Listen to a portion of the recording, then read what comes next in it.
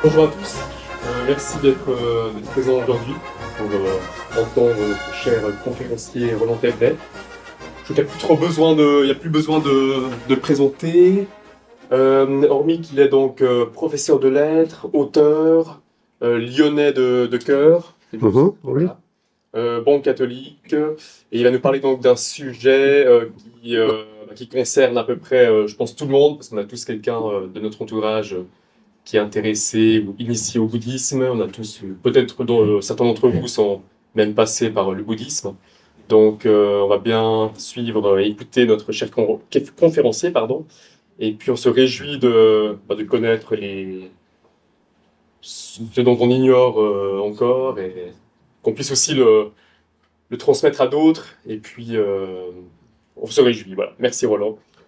Merci donc aux amis de Saint-François de Sales, merci à Civitas Suisse pour cet accueil chaleureux. Le sujet de cette conférence n'est pas à proprement parler le bouddhisme, car je ne suis pas bouddhiste et je n'ai jamais été bouddhiste, mais c'est la pénétration du bouddhisme dans les sociétés chrétiennes. On aurait pu tout autant dire d'ailleurs dans les sociétés déjà déchristianisées. Comment, c'est-à-dire de quelle façon ça s'est produit? Donc là, il y a une dimension un peu historique. Je vais être obligé d'aborder certains faits historiques. Et pourquoi? C'est-à-dire dans quel but? Pour quelle raison? Et quels effets cette pénétration du bouddhisme, mais aussi plus largement des spiritualités qu'on appelle extrêmes orientales, quels effets ça a produit dans les sociétés où nous vivons. On peut même se demander aussi quels effets ça a produit dans nos mentalités. Parce que nous vivons dans des sociétés, mais nous sommes imprégnés aussi de leur mentalité. Voilà, alors pour traiter un tel sujet, je vais d'abord commencer très rapidement par vous parler un petit peu du bouddhisme lui-même, de ses principes et des écoles qui le composent, très rapidement, parce que c'est pas le sujet, mais il faut quand même que vous ayez une vision un peu clair. Il y en a peut-être d'entre vous, parmi vous, qui connaissent le bouddhisme, d'autres qui ne savent absolument pas ce dont il est question. Ensuite, je parlerai plus longuement des différentes étapes historiques de sa pénétration dans tout l'Occident, aussi bien en Europe qu'aux États-Unis. Et puis, enfin, de ses effets sur nos vies à nous aujourd'hui et des conséquences dans la société en général. Alors, très rapidement, ce n'est pas une philosophie, le bouddhisme, contrairement à ce qu'on raconte. Il n'y a pas de philosophie au sens où on l'entend, nous, en Occident. C'est plus, je dirais, une sorte de sagesse, une représentation globale de la vie humaine et du monde. Cette représentation repose sur ce que le Bouddha lui-même aurait appelé les 4 nobles vérités. Alors, ces 4 nobles vérités, pourquoi sont-elles nobles? Parce qu'elles permettent à ceux qui le comprennent de devenir nobles en esprit. Hein, c'est pour ça qu'il dit noble, en fait. La première vérité, c'est que la cause de la douleur, non, pardon, c'est que le monde est douleur. Je me suis trompé, j'ai mis la deuxième, excusez-moi, il y a une erreur dans le diaporama. La première vérité, c'est que le monde est douleur. Dukkha, hein, en sanskrit. Le monde est douleur et l'ego, c'est-à-dire notre moi, ce que nous sommes, est aussi constitué par la douleur. Une douleur qui repose à l'attachement à la matière. Nous naissons en souffrant, en poussant un cri de douleur. Nous mourrons dans une agonie qui généralement est douloureuse. C'est pour ça que beaucoup de nos contemporains souhaitent l'euthanasie. Et nous sommes, pendant notre vie, malades, nous connaissons la douleur. Il y a une autre forme de douleur qui est la sensation que nous en ressentons. Et puis cette douleur, elle s'exprime aussi de façon émotionnelle. Nous la ressentons avec notre mental et elle dépend en fait, disent les bouddhistes, de notre conscience d'exister. C'est parce que nous sommes un moi constitué, séparé de l'harmonie, on va dire, du monde, que nous souffrons. La deuxième vérité, c'est que la cause de cette douleur, donc c'est la première dans l'ordre, excusez-moi, j'ai fait une erreur là, ce serait la première, à savoir cette cause, donc ce sera la première ligne là, la cause de la douleur, elle tient à la cupidité, et elle tient à la soif de continuité de l'ego. Nous voulons que les choses soient permanentes. Or, elles ne le sont pas. Nous avons été enfants, puis adolescents, nous nous sommes attachés à des êtres, puis à d'autres, et donc nous connaissons des ruptures, nous connaissons des étapes, et nous souhaitons pourtant, avec notre moi, être dans une permanence. Donc les bouddhistes disent que là, il y a l'origine d'une douleur qui est à nouveau reliée à un désir de l'ego, un désir de permanence. Et puis vous avez aussi la cupidité, hein, ce qu'on appelle nous la concupiscence, qui est une forme évidemment de douleur qui fait qu'on est entraîné dans des passions, on est entraîné dans des désirs, dans des aventures poussées par une chose qui ne veut pas notre bien, hein, la concupiscence. Voilà. Alors la troisième vérité, c'est que si on ne laisse aucune place, dans sa vie intérieure à cette soif de permanence et à cette soif de cupidité, eh bien, on peut supprimer forcément la cause de cette douleur. Vous voyez ? Donc, première vérité, le monde est douleur. Deuxième vérité, la cause en est l'ego. Troisième vérité, si on s'attaque à cet ego, logiquement, hein, il y a une logique, évidemment, on ne souffrira plus. Voilà. Dernière vérité, quel est le chemin à suivre ? Alors, le chemin à suivre, c'est, disent les bouddhistes, d'abord la compassion. Tout être vivant qui ressent la douleur doit être compatissant à l'égard de tout autre être vivant ressentant la même douleur, cette douleur d'exister. Et dans les bouddhistes intègrent là-dedans les animaux, les plantes, toute la création est douleur, et donc il s'agit de compatir avec tout être vivant, et pas simplement les humains. Et puis l'autre chose, c'est la sagesse. Il faut être sage, c'est-à-dire qu'il faut posséder ce qu'ils appellent la juste intelligence.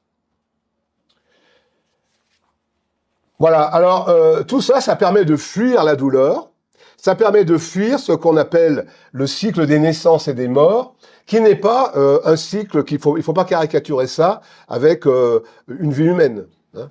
Le cycle de la naissance et des morts, c'est, par exemple, nous passons par des états qui naissent et qui meurent. Ça inclut, en fait, c'est la caractéristique du vivant, de passer par ce cycle, et on en sort, disent les bouddhistes, que si on brise ce cycle qui s'appelle le karma. Le karma, c'est en fait la rétribution des actes. Je fais quelque chose qui est honorable, je devrais en retour, en principe, être honoré. Voilà, je fais quelque chose qui est mauvais, qui n'est pas honorable, eh bien, je devrais en retour recevoir une rétribution qui soit un mal. Vous voyez ?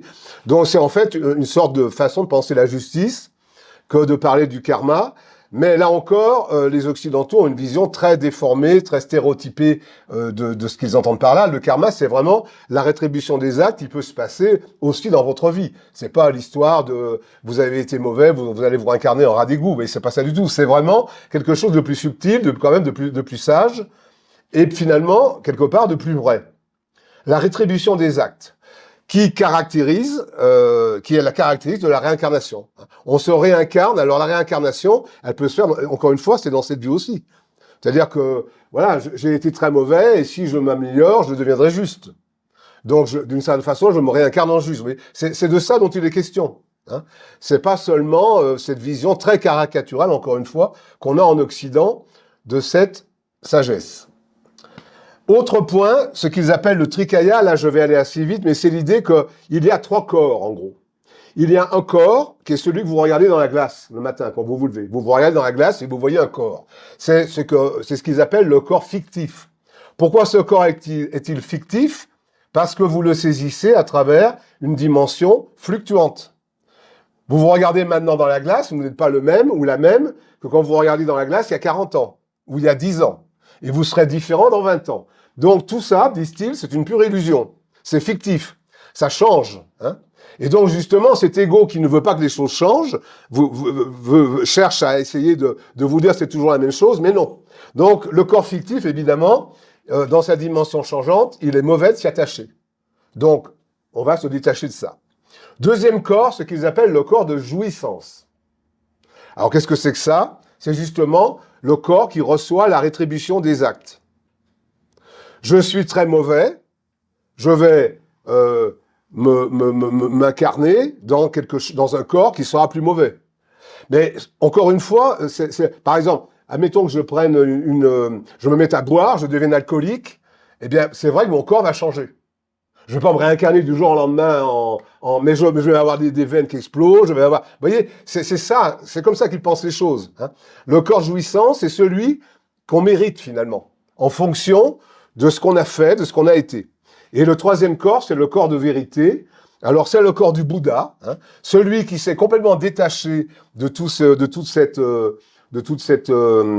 son karma, est dans un corps méditant, rayonnant, splendide, hein, lumineux. C'est le Bouddha, c'est le corps accompli.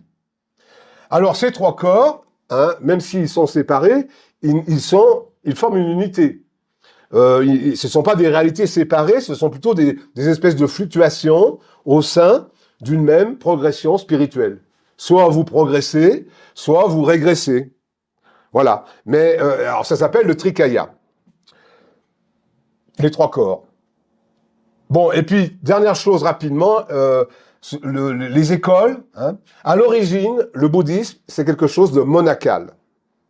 C'est-à-dire que dans ce qu'ils appellent le Theravada, c'est-à-dire le bouddhisme primitif, seuls les moines étaient vraiment à même de vivre dans ce retrait, de vivre dans cette dimension ascétique extrêmement stricte, rigoureuse. Hein, c'est pas une plaisanterie. Hein.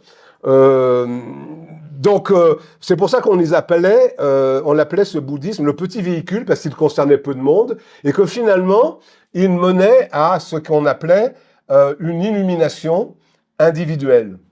Vous voyez, une illumination personnelle.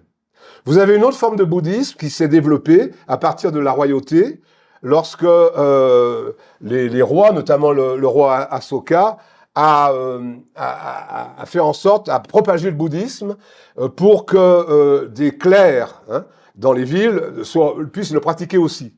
Mais il était bien évident qu'ils ne pouvaient pas avoir la même pratique que les moines qui étaient tout le temps à répéter des mantras dans leur monastère. Donc ce bouddhisme-là insiste beaucoup plus sur la compassion, sur la communauté, et c'est ce bouddhisme-là qui a donné le zen, notamment, dont on parle, vous avez des cours de zen, etc. C'est le bouddhisme le plus influent. C'est celui qui a le plus agi en Occident. Quand il a été amené, c'est celui qui est vraiment le plus, je dirais, qui a été le plus exporté. Mais bizarrement, c'est pas le plus connu. Mais c'est celui qui est le plus influent. Le plus connu, c'est le troisième, hein, le lamaïsme tibétain. Pourquoi est-il connu? Parce qu'il est incarné à travers une figure que vous connaissez tous, qui s'appelle le Dalai Lama. Et ce bouddhisme, il est beaucoup moins pratiqué, il est essentiellement au Tibet.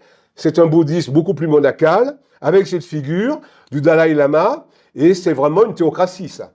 Ça fait plusieurs siècles que les Dalai Lama règnent en véritables théocrates sur leur population au Tibet. Et c'est un bouddhisme qu'on appelle le bouddhisme du diamant. En réalité, il est taché d'impureté. Il est mêlé à certaines pratiques tantriques, il est mêlé à certaines pratiques chamaniques. Donc, il n'est pas si bouddhiste que ça. Mais c'est celui, en tout cas, quand vous dites bouddhiste à quelqu'un, il voit tout de suite le Dalai Lama, vous voyez. Bon, voilà, ce sont les trois écoles. Évidemment, avec des ramifications, c'est un peu comme chez les protestants, vous avez des tas d'écoles. Hein. Mais bon, je vous donne là des tendances, simplement. Alors, une autre notion, avant de s'intéresser à la pénétration du bouddhisme en Occident, c'est de savoir qui est Bouddha. Qui est ce fameux Bouddha dont on parle? On a relevé en effet de nombreux points communs entre bouddhisme et christianisme. Quand je dis on, ça commence avec les premiers franciscains qui mettent le pied en Asie, aux alentours, au Moyen-Âge. Après, vous avez les jésuites au XIVe siècle, Marco Polo qui va aussi et qui s'aperçoit qu'il y a effectivement une espèce de christianisme bizarre, déformé, pratiqué en Inde, en Chine, au Japon. Et ces points communs qui ont été relevés, c'est d'abord que les deux religions, christianisme et bouddhisme, reposent sur un fondateur. Vous avez Jésus d'un côté, Bouddha de l'autre. Elles se sont déployées toutes les deux au fil de conciles, car le bouddhisme a eu des premiers conciles, des deuxièmes conciles, des troisièmes conciles, après la mort de Bouddha. Le bouddhisme prône la compassion et ce n'est pas la charité qui est une vertu théologale et qui est mais c'est une forme de charité naturelle, je dirais. C'est pas surnaturel, mais c'est naturel. Hein. On encourage les gens à vivre en compassion les uns avec les autres dans le bouddhisme. Le bouddhisme délivre les disciples d'une ancienne loi, très important. Bouddha a, nous disent les textes primitifs, délivré ses premiers disciples du brahmanisme. Du brahmanisme qui était une religion, la religion très stricte, avec des systèmes de castes, et qui est d'ailleurs assez proche de ce qu'on appelle l'hindouisme aujourd'hui. Vous voyez ? Donc le Bouddha a délivré aussi ses disciples d'une ancienne loi dure, plus dure. Le Bouddha et le Christ ont enseigné sur des routes. Ils se sont attachés à des disciples. Et alors c'est très curieux quand les franciscains découvrent qu'il y a un Ananda. Et cet Ananda, c'est le cousin et l'un des 10 principaux disciples du Bouddha. Il a été son assistant personnel pendant 25 ans. Il était le disciple que Bouddha aimait, vous voyez. Il fut aussi son principal témoin lors du premier concile. Il savait par cœur tout ce qu'avait dit Bouddha. Il aurait même mémorisé, disent les textes, 82 000 sujets d'enseignement provenant directement de Bouddha qu'il aurait communiqué durant le premier concile. Et puis on remarque d'autres points communs avec Saint Jean qui ont donné lieu évidemment à de multiples controverses. Parce que quelle est la religion qui est venue en premier dans ce cas-là? Question ça a commencé au XIIe siècle avec les découvertes des franciscains. Hein. Est-ce que on a affaire à un christianisme bouddhéifié ou est-ce qu'on a affaire à un bouddhisme, qui serait un christianisme qui a été transformé? Je vous rappelle que Thomas est venu évangéliser en Inde au 1er siècle et que donc il a pu y avoir un christianisme qui a rencontré différentes gnoses et qui a donné naissance au bouddhisme. En fait, les débats sont ouverts, alors ça crée de multiples controverses, cette affaire de qui est Bouddha, et ça n'est toujours pas résolu. À mon avis, ça n'est toujours pas résolu. Même si, je me suis amusé à demander à ChatGPT quand est né Bouddha. Quand est né Bouddha, amusez-vous, vous allez demander à ChatGPT, il vous dit Bouddha serait né, donc conditionnel, 5 siècles avant Jésus-Christ. Donc, il vous dit une version qui est la version officielle, hein, tout le monde, demandez à n'importe qui dans la rue, enfin, les gens qui se sont un peu penchés sur la question, ils vous disent tous que le bouddhisme est antérieur. Serait né avant, mais tout de suite après, il passe à l'indicatif. Il serait né, et puis il a fait ci, il a fait ça, il a dit ça, vous voyez. Alors, il y a eu une première époque, qui est celle des missionnaires. La pénétration du bouddhisme en Occident, elle se fait quand les missionnaires, notamment les missionnaires franciscains et capucins, donc vont en Inde. Vous avez aussi des dominicains qui y sont allés. Et puis au XVIe siècle, des jésuites. Alors, je vous en ai mis quelques-uns. Là, Jean de Piano Carpini, c'est un religieux français. Alors, c'est le pape Innocent IV, oui, au moment du concile de Lyon en 1245, qu'il a envoyé en Mongolie. Parce que en Mongolie, il y avait donc les héritiers de Gengis Khan qui menaçaient de s'attaquer à la chrétienté. Donc il fallait aller, c'était vraiment une mission, un mandat. Il était mandaté par le pape pour aller les rencontrer et leur demander un peu de leur expliquer qu'il fallait être plus paisible, quoi. Et donc ce Jean de Piano Carpini rentre de Mongolie. Il décrit la cour de Gengis Khan, enfin de ses descendants, peuplés, dit-il, de chrétiens nestoriens. Donc il y a bien des chrétiens qui sont devenus un peu gnostiques, mais qui sont quand même à l'origine chrétiens. Il y a bien une prédication chrétienne, de musulmans, et puis il les appelle des ermites bienveillants. Il dit, nous avons rencontré des ermites bienveillants, et selon toute probabilité, ces ermites bienveillants, ce sont des bouddhistes. Vous voyez, c'est la première fois qu'on parle du bouddhisme en Occident. 1245. Vous avez eu Marco Polo, évidemment, très connu. Alors lui, il est revenu avec son livre, et qui est très, très lu, dans lequel il dit qu'à la cour du Kubilai Khan, donc toujours ça va être le petit-fils ou après, il dit on y vénère à la fois Jésus, Mahomet, Moïse et Bouddha. On est déjà dans l'interreligieux, vous voyez, à cette époque. Et on vénère à la cour de Gengis Khan plusieurs divinités. Et tout ça se fait, alors sans doute avec dans un climat un peu douteux, de façon théologique, je dirais, mais dans un climat apaisé. Voilà, plus tard, vous avez un franciscain florentin, Jean Marignoli, qui est envoyé par Benoît XII, et lui, il est frappé par ce qu'il appelle l'ascétisme des moines, qui ne mangent qu'une fois par jour, ne boivent que de l'eau ou du lait, dorment à même la terre nue, dont il compare la vie très sainte, dit-il, la vie très sainte, aux frères mineurs, mais des frères mineurs qui n'auraient pas la foi. C'est intéressant.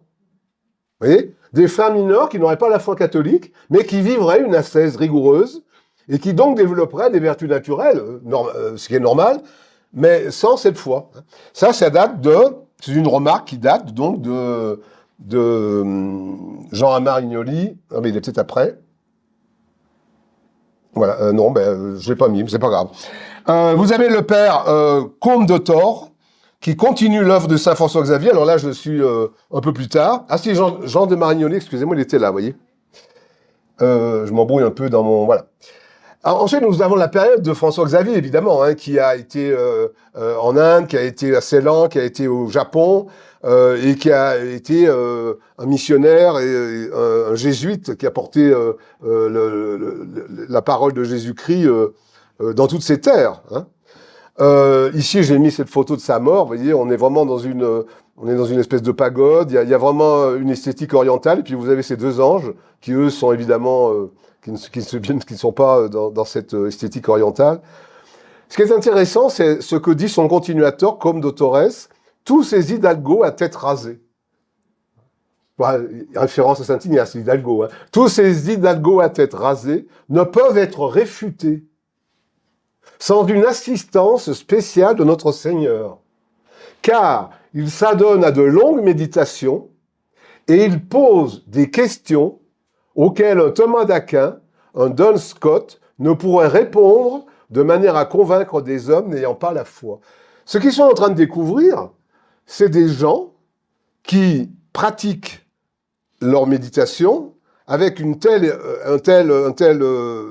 entrain, une telle abnégation, qu'il faut quasiment être saint Thomas d'Aquin pour répondre à leurs objections. Et il les appelle, c'est très amusant cette phrase, des hidalgos à tête rasée. Oui. Et à ce moment-là, on n'a pas encore bien compris que le bouddhisme est constitué en religion, hein, parce que vous avez ces périphrases diverses qui servent à décrire ces gens qu'on rencontre dans l'Orient, dans l'Extrême-Orient. Vous avez ici ensuite un franciscain. Alors, je me suis un peu attardé sur les franciscains parce que c'est eux qui ont été les premiers en contact avec cette culture et cette religion. Ce que cette remarque me suggère, c'est que le christianisme, en fait, la différence fondamentale entre le christianisme et le bouddhisme, c'est la surnature. C'est-à-dire que sur le plan de la nature, ces gens ont pu être évolués énormément, aller très très loin. Hein. Et d'ailleurs, il y a des gens qui atteignent, entre guillemets, un degré de sainteté. Je dis bien entre guillemets. Hein. En tout cas, une pratique de la vertu qui est assez exemplaire dans certains cas, qui dans d'autres cas, elle n'est pas du tout. Bon, après, vous avez toutes les variantes, évidemment. Mais il est évident que ce que les bouddhistes appellent la juste intelligence, c'est simplement une compréhension naturelle. Et si vous écoutez ce que disent les franciscains, par exemple, les méditations ascétiques du père de Dreux, ce petit livre noir qui est vraiment très intéressant, le père de Dreux dit que le don de l'intelligence, qui est différent de la juste intelligence, c'est un don de l'Esprit Saint. Le don de l'intelligence, dit-il, apporte la compréhension de ce que l'Évangile veut et dit de moi. C'est-à-dire qu'on n'est pas là simplement à essayer de comprendre la nature humaine, le monde, ce qu'est, vous voyez, comment on supprime la douleur. On reçoit l'Esprit Saint et on peut avoir l'intelligence de ce que l'Évangile dit de moi. Or, qu'est-ce que l'Évangile dit de moi? Que je suis un pécheur, que je dois être sauvé, que je ne peux l'être que par la croix, et que j'ai besoin des sacrements. Or, c'est tout ça que le bouddhisme ignore. La croix, les sacrements, l'Esprit Saint. Alors, attention, moi je m'insurge vraiment contre il y a dans les milieux catholiques, je sais, des gens qui disent « Oh là, les bouddhistes, c'est le diable, ils sont possédés. » Non, ça c'est vraiment des légendes, c'est des superstitions, c'est même complètement, à mon sens, ridicule de penser des choses comme ça. Parce que c'est même le contraire de la charité. C'est pas ce que nous demande notre Seigneur, de considérer les autres comme des, vous voyez, comme des gens qui sont possédés. Mais ce sont des gens qui sont dans une religion qui est simplement naturelle et qui ignorent complètement le surnaturel.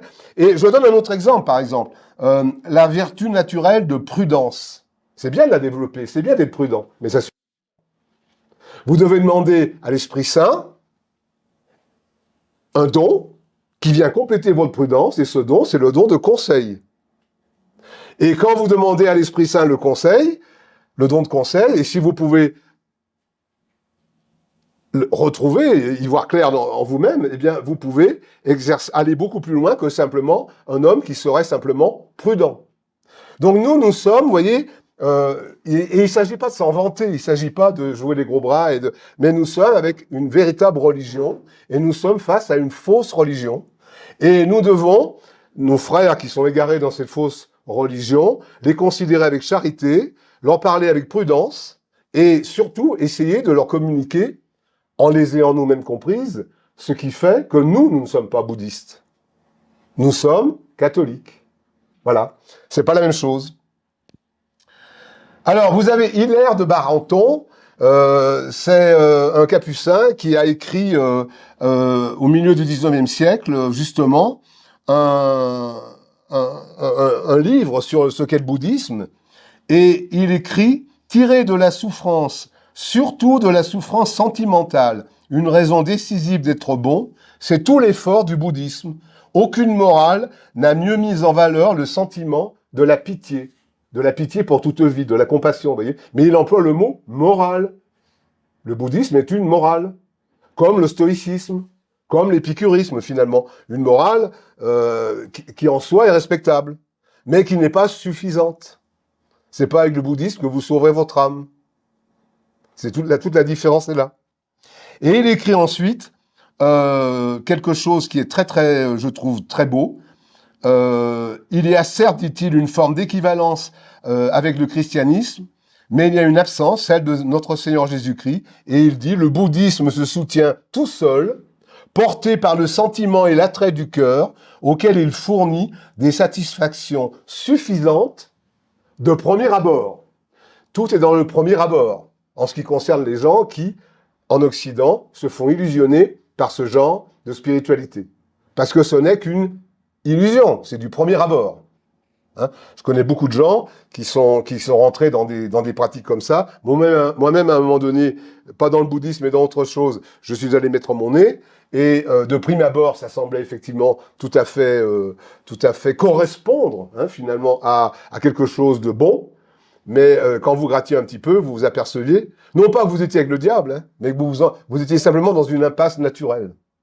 Alors, c'est peut-être le diable qui met les gens dans des impasses naturelles, mais il faut pas voir le diable partout. Il faut vraiment faire preuve d'intelligence, de charité, de respect. Alors, deux mots sur...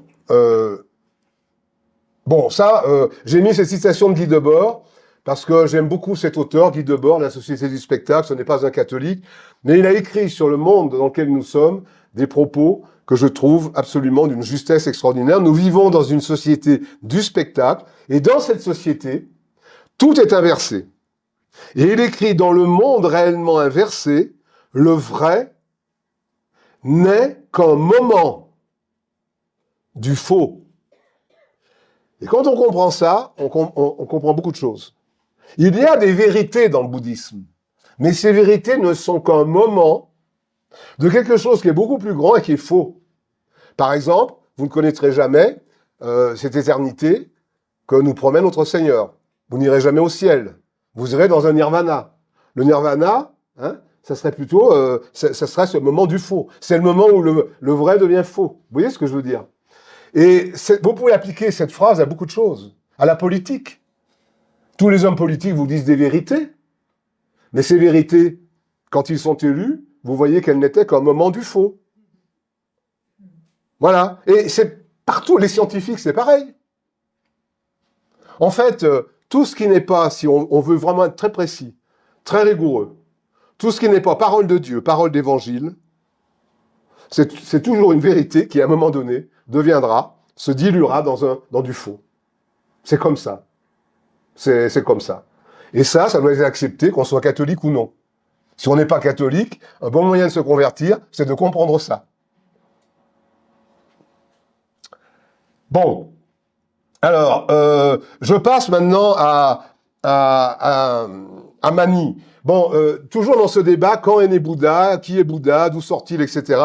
Vous avez deux personnes pour qui j'ai beaucoup d'estime, Monsieur Étienne Couvert, qui est mort récemment, et puis Jean Vaquier, qui sont deux Lyonnais, deux illustres Lyonnais, qui ont fait beaucoup de travail, beaucoup de recherches sur cette affaire. Alors, ils ont développé une thèse. Moi, je n'y adhère pas spécialement parce qu'ils n'apportent pas plus de preuves que les autres. Mais c'est vrai qu'ils ont des arguments aussi. Ils disent, le bouddhisme serait apparu 2 siècles après Jésus-Christ, donc en tant que catholiques, ils viennent contrebalancer les thèses qui disent que c'est avant. Ils disent non, c'est après, ça serait venu du manichéisme. Très bien. Bon, par exemple, ils vous disent, vous avez ce mantra, Om Mani Padme Hum, et il y a Mani dedans. Donc en fait, quand ils disent quand ils font ce mantra, le Dieu Tout-Puissant, c'est Mani qu'ils appellent. Bon, ça c'est un argument. Mais ils disent que ceux qui disent que Bouddha serait plus antérieur n'ont pas d'argument archéologique, par exemple. Mais eux, ils en ont pas plus. Bon, Monsieur Couvert vous dit que l'Indus, qui est un fleuve, passe à travers le Pakistan et pas à travers l'Inde, donc ça justifie un lien entre... Vous voyez, j'ai l'impression que c'est un jeu de Dieu, peu importe. Finalement, moi, ce que je finis par conclure, c'est que peu importe quand est né Bouddha. On s'en moque complètement. Ce qui est important, c'est de devenir catholique. C'est pas de se perdre dans des débats comme ça, de cet ordre, c'est-à-dire de vraiment comprendre en quoi le bouddhisme est une gnose, est une idée fausse finalement, alors soit il est venu après ou avant, mais c'est pour moi pas la question. Cela dit, le cardinal Newman, que tout le monde connaît, je suppose ici, a écrit: pour prouver l'authenticité et la date de nos évangiles, nous avons une masse de manuscrits, de dates et de familles différentes, une multitude de témoignages et de citations, soit des pères, soit des autres auteurs. Puis, pour satisfaire aux exigences de notre critique, il doit y avoir coïncidence parfaite entre les textes de divers manuscrits. Si un passage ne se trouve pas dans tous les manuscrits découverts, la critique maçonnique, vous dira, bon, il est condamné. Ce que le cardinal Newman constate, et qui donne raison aussi à M. Couvert, c'est que pourquoi ne pas demander de telles garanties avant d'admettre pour vrai l'histoire du Bouddha? Parce que, je le répète, il n'y a non plus aucune preuve de l'autre côté. Aucune découverte archéologique, c'est faux, et aucune preuve. On a trouvé des textes, mais les textes ne datent pas de cette époque. Donc, c'est vraiment, finalement, une histoire un petit peu, je dirais, problématique. Alors, j'en viens aux érudits. Ce qu'on a appelé les érudits, parce que ça touche au point qui nous préoccupe vraiment, la pénétration en Occident. Le bouddhisme est arrivé en Occident à travers les érudits. Qui sont les érudits? Ils sont souvent affiliés à des loges maçonniques, ils sont souvent révolutionnaires, ils sont passionnés par tout ce qui n'est pas le catholicisme. Et lorsque, après la Révolution, va se créer un certain nombre, de découvreurs et de traducteurs. Alors j'ai mis des noms ici: Abraham Anctil du Perron, Alexander Soma de Coros. Là, il y aurait un film extraordinaire, un film d'aventure à faire sur la vie de ce type. C'est quand même c'est extraordinaire. Un type qui partait comme ça découvrir l'Inde, le Tibet à cette époque, qui marchait dans la neige, qui dormait dehors, à qui il arrivait des choses incroyables. Enfin bon, c'est vraiment des vies qui, je le comprends, ont pu vraiment exalter des gens. Parce que c'est vraiment partir à l'aventure. Bon, Brian Hodgson, qui est un Anglais, bon, tous ces gens-là ont ramené des textes en pali et en sanskrit. Et ces textes-là ont été étudiés par des érudits. Alors, je vous ai mis ici la charmante tête sur une estampe de Dom Mabillon. Vous allez me dire, qu'est-ce que Dom Mabillon vient faire dans cette histoire? Dom Mabillon nous rappelle, dans le traité des études monastiques, en 1691, que le travail premier d'un moine, c'est d'étudier. L'importance de l'étude. Un catholique ne doit pas être ignorant. Alors si les fidèles peuvent l'être, ils ont à la limite le droit de l'être, si Dans un ecclésiastique séculier, dit-il, l'ignorance est insupportable. Elle ne doit pas se souffrir dans le clergé régulier chez les moines, parce que eux, ils sont censés être le réceptacle parfait de la parole de Dieu. Donc, ils doivent l'étudier. L'importance de l'étude chez les bénédictins. Bon. Pourquoi je dis ça? Parce que, à partir de ce moment des érudits, vous avez un certain nombre de gens qui, au sein du Collège de France, je rappelle que le Collège de France a été créé par François Ier. Ça s'appelait le Collège royal, d'ailleurs, à l'époque, hein, à la Renaissance, et que le but du Collège de France était de contrecarrer l'enseignement qui était donné à la Sorbonne. Et l'enseignement qui était donné à la Sorbonne, c'était la scolastique médiévale. Donc, il fallait contrecarrer, pour faire court, la scolastique médiévale. Il fallait dézinguer, si j'ose dire, saint Thomas d'Aquin. Bon, pour ça, on utilisait quoi? Alors, les spiritualités orientales, on ne les connaissait pas. On utilisait les sagesses antiques. On utilisait, c'est la Renaissance, on utilisait le grec, le latin, et tout ce qu'on redécouvrait. Et pour contrecarrer finalement et pour instaurer petit à petit cette idée que le Moyen-Âge c'est une époque ténébreuse, y compris pour la pensée, n'est-ce pas? On a créé cette idée de les nouveaux clercs. Les nouveaux moines, ce sont les professeurs du Collège de France. D'ailleurs, j'en veux pour preuve qu'on les dit titulaires de chaires. On va donner des chaires. Et je ne sais pas si vous êtes déjà allé écouter des cours au Collège de France, mais c'est vraiment très amusant. Vous êtes dans une salle, et alors vous avez quelqu'un qui tape, 3 coups, et vous avez monsieur le professeur qui arrive, il a sa perruque, je ne sais pas si c'est encore vrai maintenant, mais moi j'ai vu ça dans les années 80, et tout le monde se lève. Comme à l'église, quand le prêtre arrive. Voilà.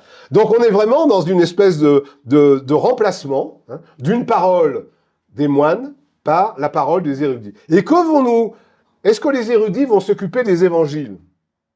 Est-ce que les érudits vont s'occuper d'essayer de comprendre ou même de lire les textes des saints et d'essayer de faire des... Est-ce qu'il y a une chaire consacrée à Sainte Thérèse d'Avila au Collège de France? Eh ben non. Comment ça se fait? En revanche, vous en avez sur ces spiritualités orientales. Et quel est leur rôle? C'est de contester, et de contester le plus possible, la parole de l'Église. Et d'invisibiliser peu à peu le christianisme. Ou, pas dans le peuple, dans les élites. D'où ce fameux goût pour l'Orient. Donc, si vous avez fait des études en peinture, en littérature, on va vous expliquer que pendant le romantisme, vous avez tous ces peintres orientaux, vous aviez cette fascination pour l'Orient, Chateaubriand qui part là-bas, Nerval qui va aussi, tout le monde fait son petit voyage en Orient, on le publie, on est tous des gens, etc. Il y a toute cette idée-là, dans les élites françaises, que le peuple, évidemment, ne partage pas, mais c'est par là que pénètrent ces spiritualités orientales. Alors là, je vous ai mis une citation du plus célèbre apostat que nous connaissions, M. Renan, dans son examen de conscience philosophique. Il parle du Collège de France. Et regardez, lisez, il dit « Le Dieu qu'on y prêche est ce qui donne sens à l'histoire de l'humanité. C'est l'univers prenant conscience de lui-même. » L'univers prenant conscience de lui-même. Grâce à la méthode expérimentale du scientifique moderne. L'existence d'une conscience supérieure de l'univers est bien plus probable que l'immortalité individuelle.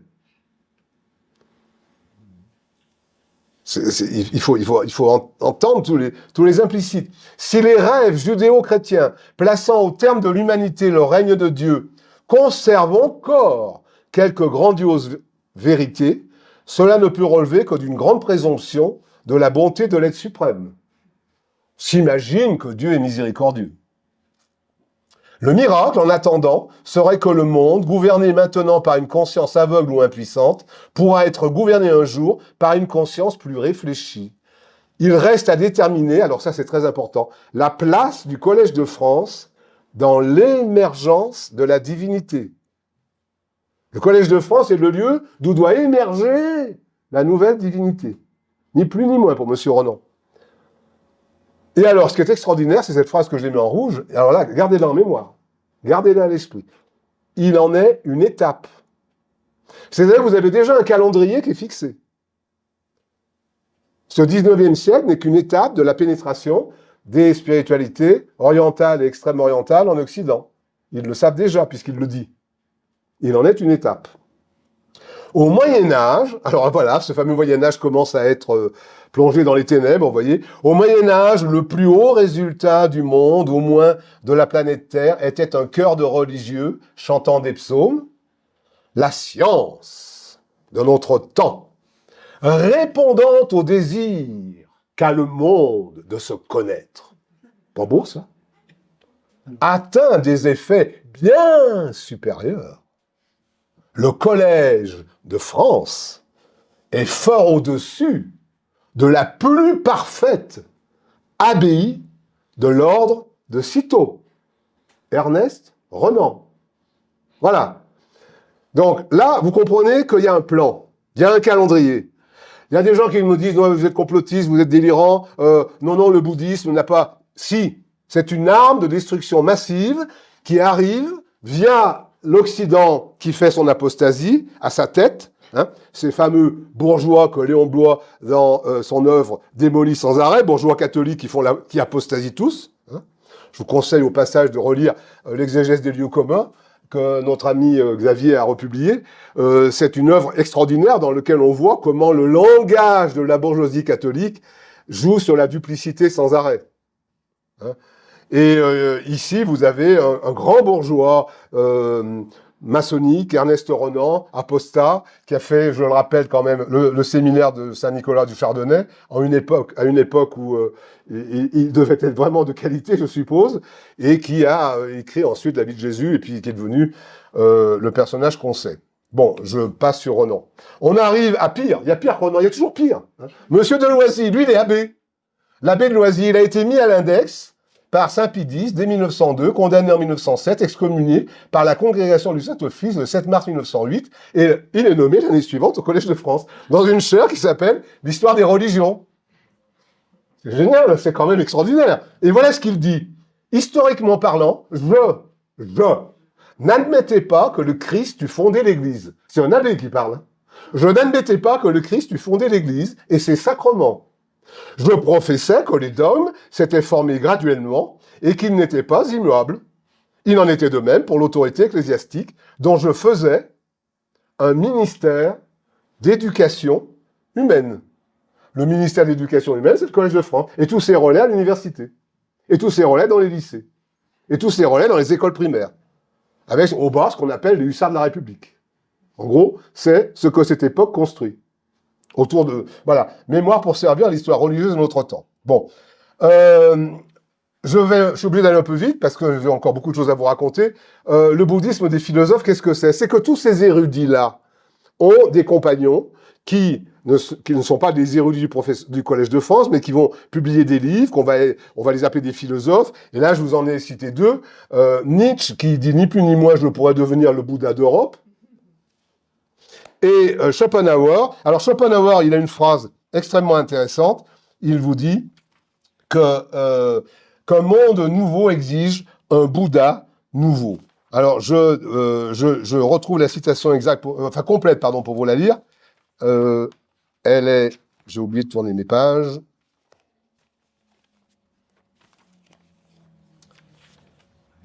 Voilà, elle est là. Voilà, Schopenhauer, supplément et omission. Le christianisme a un fondement trop faible. Ça, c'est incroyable. Quand vous venez de recevoir la communion, vous entendez ça. Le christianisme a un fondement trop faible en la personne de Jésus-Christ. Schopenhauer. Les nombreux Bouddhas sont nécessaires. Parce qu'à la fin de chaque kolpa, c'est-à-dire de chaque époque, de chaque génération, le monde meurt, et avec lui, la doctrine. Donc, plutôt que de transmettre la doctrine, il vaut mieux, c'est ce qu'écrit Schopenhauer, écrire « Un monde nouveau exige un Bouddha nouveau ». Et là, on est dans une logique qui devient celle du maître vivant. C'est-à-dire que, Saint Paul le dit, hein, sans la résurrection, notre foi est vaine. Sans la résurrection, Jésus-Christ est mort et enterré, et qu'est-ce qu'on fait avec ce maître qui est crucifié depuis si longtemps? Tandis que ces spiritualités orientales, elles ont des maîtres. Vous avez un maître, même le bouddhisme qui prétend ne pas avoir de maître, vous avez toujours des maîtres qui enseignent le fait qu'on n'a pas besoin de maître. Mais ils sont quand même des maîtres. Vous avez des yogis, vous avez des lamas. Il y a toujours un maître vivant. Et parmi eux, je vais vous citer une citation qui est intéressante. C'est une citation de Kabir. Je ne sais pas si vous connaissez Kabir. Kabir, c'est un yogi, un grand maître qui est à la croisée du soufisme et de l'hindouisme. Bon, c'est toujours des gens qui se situent au-dessus des religions parce que, par des techniques de méditation, ils se sont élevés. Et il pose une énigme, Kabir. Il dit, comment raccourcir une bûche sans lui faire mal? C'est-à-dire sans la brûler, sans la couper. Comment faire?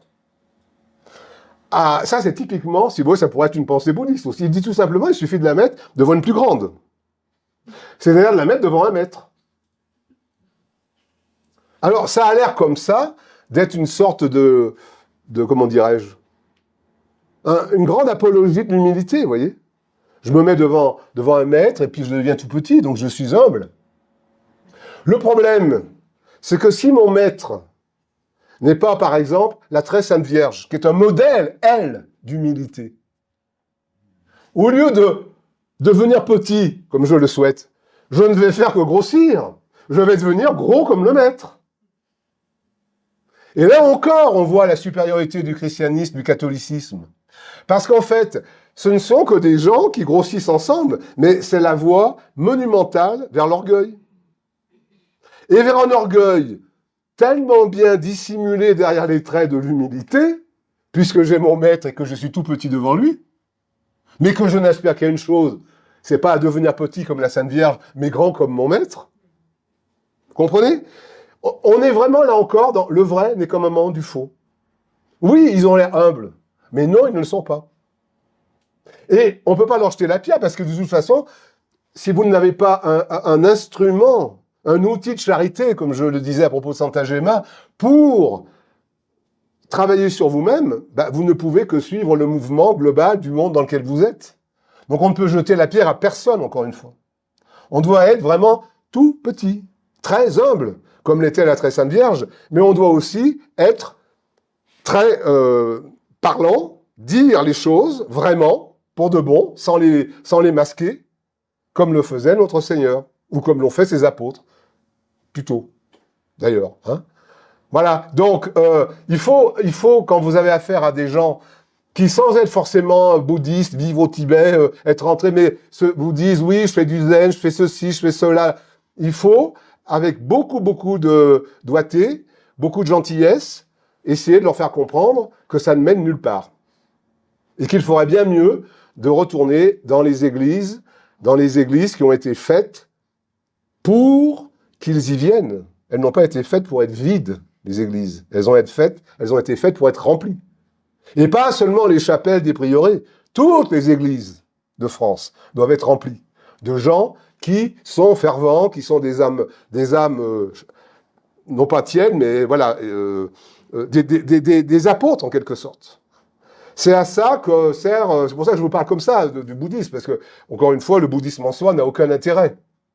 Je suis désolé, puisque je sais que cette vidéo sera retransmise, c'est peut-être choquant pour des bouddhistes qui écouteraient ça, mais oui, ça n'a aucun intérêt pour un catholique en tout cas. Le bouddhisme n'a aucun intérêt pour un catholique. Ce n'est qu'un instrument de régression, alors que le catholicisme a beaucoup d'intérêt pour un bouddhiste. Ça sera un instrument d'évolution. Voilà, c'est ça ce qu'il faut dire. Avec beaucoup de gentillesse, beaucoup d'humilité, mais aussi beaucoup de force.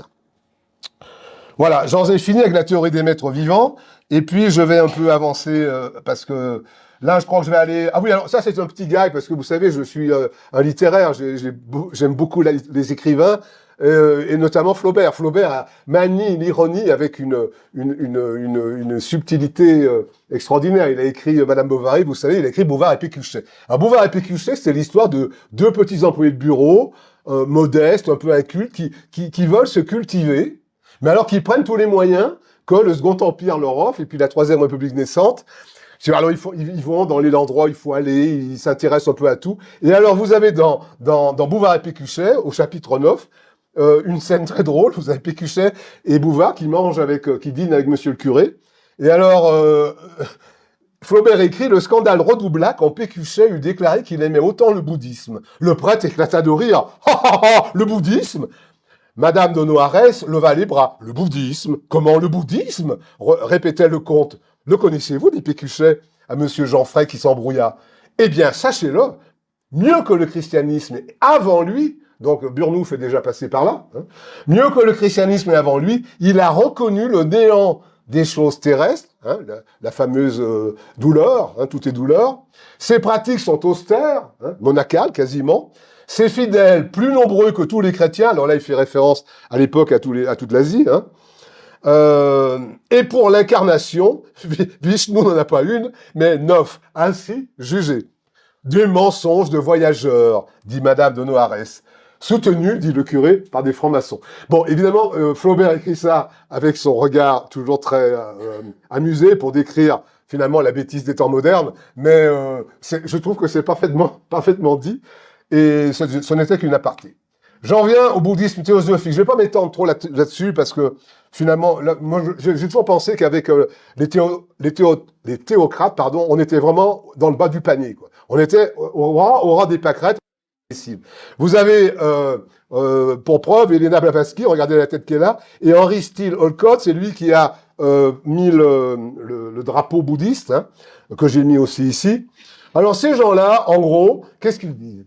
Ils disent Jésus-Christ a eu une vie cachée. Pendant 30 ans, on ne sait pas ce qu'il a fait. Alors comme on ne sait pas, et comme on ne croit pas qu'il a vécu avec la très Sainte Vierge et Saint Joseph, on va lui inventer. Alors il a fait des voyages, il est allé en Inde, il est allé en Chine, il est allé en Égypte, et puis il a découvert ceci, il a découvert cela. Il s'est initié à cette sagesse, et cette sagesse. Et finalement, à 30 ans, à 30 ans, là, il avait étudié il était au fait de tous les ésotérismes, il avait reçu toutes les initiations, hein, c'était vraiment devenu le Seigneur, notre Seigneur, et donc il a pu évangéliser le monde. Voilà la blague, la fumisterie, l'imbécilité, hein, de ces théosophes qui sont honorés dans des sociétés pseudo-ésotériques par des gens qui ont vraiment du temps à perdre.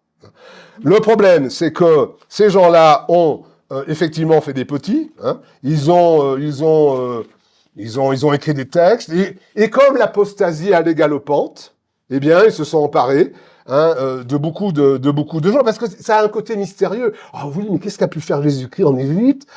Qu'est-ce que Jésus-Christ? Mais qu'est-ce qu'il faisait quand il avait 12 ans? Peut-être qu'il a pris un corps astral, et puis qu'il s'est déplacé en Inde, puis qu'il a rencontré je sais pas qui, et qu'il a reçu telle connaissance. Et il y a des gens qui, c'est leur lecture. Il ferait mieux de lire des bandes dessinées, au moins c'est drôle, vous voyez. Mais bon, c'est comme ça. C'est le monde dans lequel nous vivons. Plus important, le Congrès de Chicago. Le Congrès de Chicago, c'est le Parlement des religions du monde. Il se tient du 11 au 27 septembre 1893. Pendant 2 jours, on consacra à le Congrès à l'exposé des théories de la société théosophique. Alors c'est eux qui vous disent aussi la théorie des avatars, hein.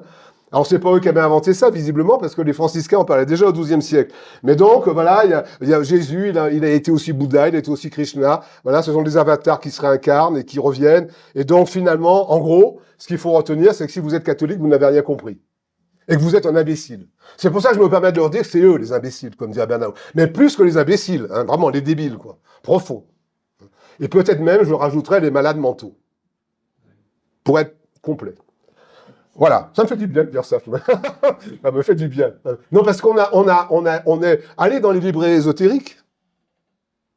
Monsieur Couvert en parlait de ça, hein. Mais c'est dingue, ce que vous pouvez découvrir des gens c'est incroyable. Ça dépasse l'entendement. Alors, le congrès de Chicago, c'est un congrès sur les religions libérales qui a été initié par ce qu'on appelle des unitariens, c'est-à-dire des chrétiens qui ne croient pas à la Sainte Trinité. Ils sont unitariens, ils croient au Dieu unitaire, et ils ont déjà dans l'idée, alors ils sont plus ou moins avec les théosophes aussi, de créer une religion universelle en s'appuyant sur justement une déformation de toutes les religions, et en mélangeant tout ce qu'ils auront pu déformer pour arriver à créer finalement quelque chose qui soit acceptable par tous les peuples du monde entier et qui leur permette de vivre en paix. Je résume.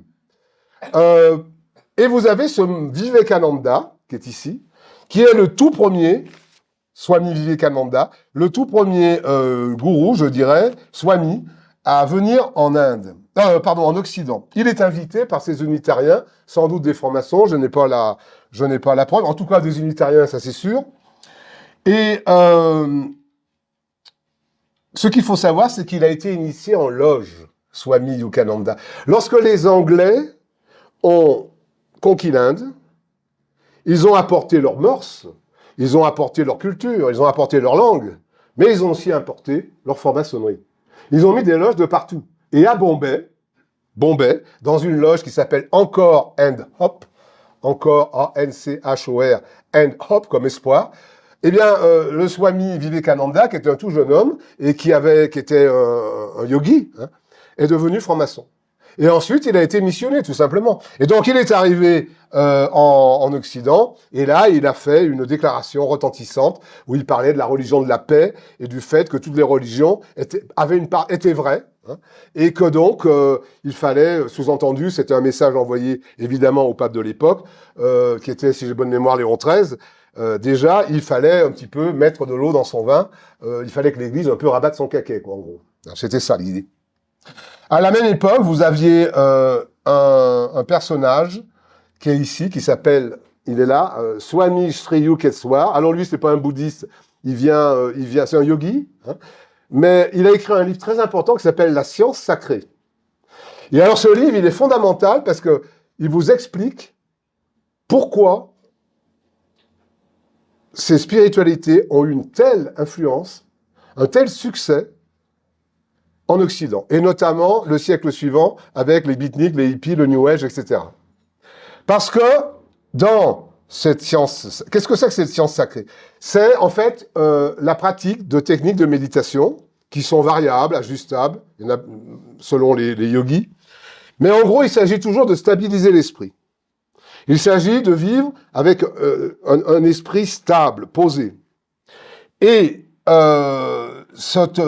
comment fait-on pour stabiliser l'esprit? Eh bien, on neutralise, en étant attentif sur des choses qu'on visualise, hein, on neutralise tout ce qui en nous est agité, épars, etc., etc.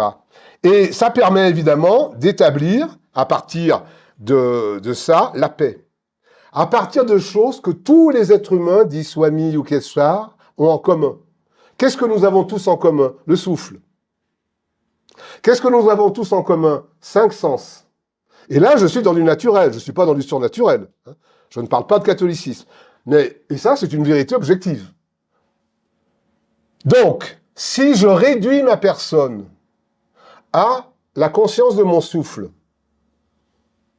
et si, avec mes sens, au lieu de me diluer, de me perdre à l'extérieur, je rassemble en retournant mes sens à l'intérieur, je vais donc être en paix. Et si moi je suis en paix, et si vous l'êtes, le monde sera en paix. Voilà ce qu'explique, voilà la science sacrée. Autrement dit, c'est la même chose si je me dépossède de mon ego, si je perds le sentiment d'être moi, eh bien, j'aurai pour effet d'être en paix. Mais, dis-je en tant que catholique, c'est pas parce que vous êtes en paix que vous connaissez la nature de Dieu. Vous êtes simplement dans un état naturel qui s'appelle la paix. Vous vous êtes mis en paix, très bien. À la limite, il vaut mieux être en paix qu'un agité qui court partout. Mais c'est pas pour ça que vous allez connaître Dieu.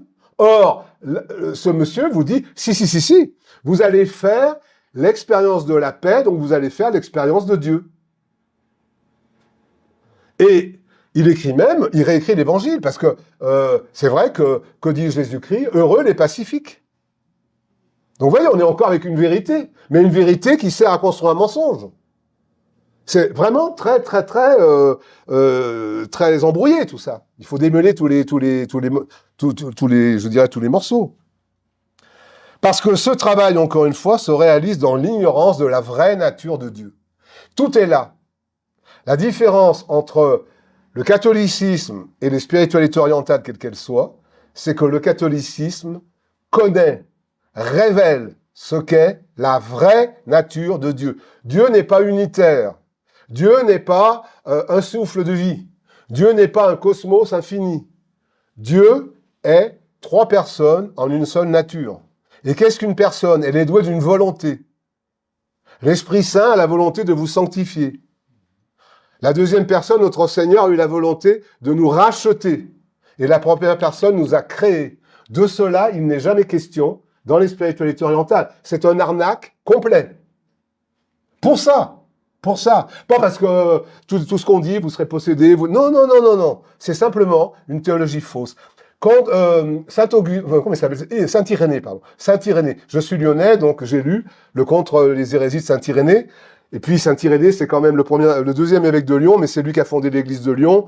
C'est un saint immense. Et si vous lisez le Contre les hérésies, qu'est-ce qu'il vous dit? Il vous parle des gnoses, des hérésies. Il vous dit, c'est un petit peu comme si vous aviez une mosaïque représentant un roi, et qu'on casse cette mosaïque, qu'on récupère les morceaux, et qu'en disposant les morceaux autrement, on s'arrange pour représenter un singe, c'est-à-dire quelqu'un de rusé, hein, ou, dit-il, si c'est pas un singe, c'est, je sais plus ce qu'il dit, j'ai oublié un autre animal, je le retrouverai. Mais, vous voyez, c'est ça, c'est-à-dire que ce n'est pas complètement faux, ce sont les mêmes morceaux qui sont pris. La nature humaine, les vertus, mais ils sont assemblés différemment. Et on ne parle pas de certains. Donc du coup, hein, eh ben, on crée ce que Saint-Irénée appelle une gnose. Et quand il combat les hérétiques de son temps, ou les gnostiques, eh bien, cette image qu'il prend, elle est très juste. Mais on est en plein dedans aujourd'hui. Monsieur Couvert, dans ses conférences, disait « Vous êtes tous gnostiques, sans le savoir ». C'est-à-dire que vous êtes déjà tous plus ou moins imbibés de tout ça. Et objectivement, c'est vrai. Pourquoi? Parce on a vu des films, on a écouté des séries, on a écouté des chansons. Vous voyez, on a été imbibés. Alors évidemment, nous sommes catholiques, donc nous ne sommes pas. Il faut être vigilant, quoi. Mais je vois bien que le monde est entraîné comme de façon incroyable vers le mensonge.